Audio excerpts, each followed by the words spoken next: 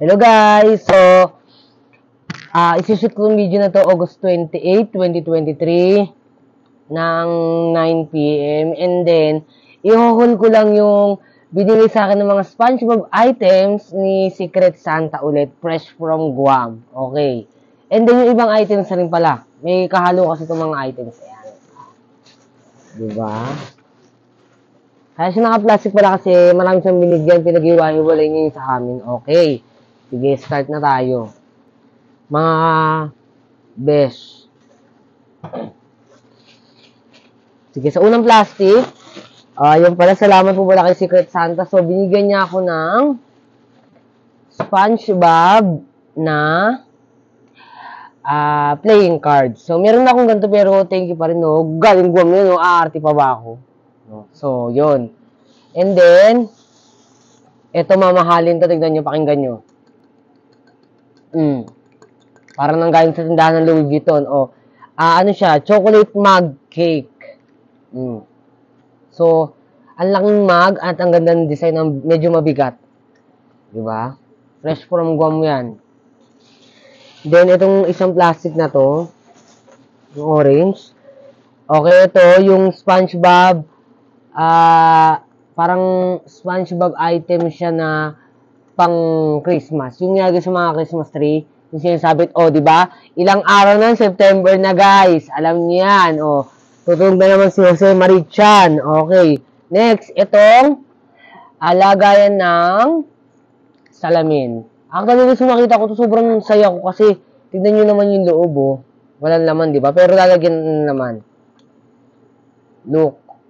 Kasyang-kasya para sa akin talaga. Thank you, Secret Santa. Ingat po kayo dyan sa Guam.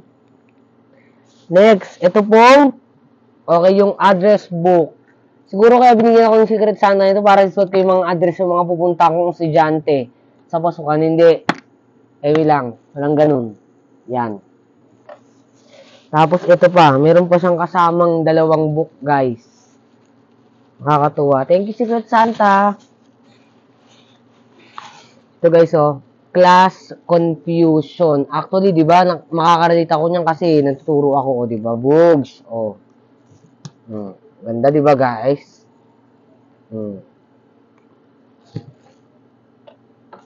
And then, itong isa, Ice Cream Dreams. Okay, meron na rin akong ganda, pero thank you pa rin. Still, thank you pa rin, Secret Santa.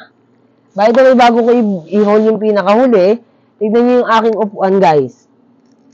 Nordic chair siya, nabili ko siya sa May Paho. And then, dahil nasabi ko para naman mas maganda magtrabaho, pina-customize paint ko siya, no? Ng mukha ni Patrick Star kasi kulay pink yung Nordic chair, no? Okay, guys. Thank you very much. Ito ba, guys? Another dream come true. Jacket! Look at the details, guys. Literal, SpongeBob Patrick. Di ka gaganyan, guys. Sakto pa yung size ko, medium. Diba? Para sa akin talaga to. Thank you, Secret Santa. Huwag natin, yung suotin, baka mamaya mag-amoy putok. Joke! Then next, ito po yung Guam t-shirt. Yan, At binigyan niya rin yung kapatid ko ng t-shirt din fresh from the Guam. So guys,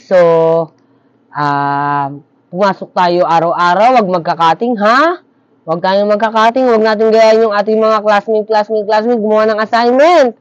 And don't forget, ang tunay na karunungan ay hindi may aalis. Ninuman. Bye-bye!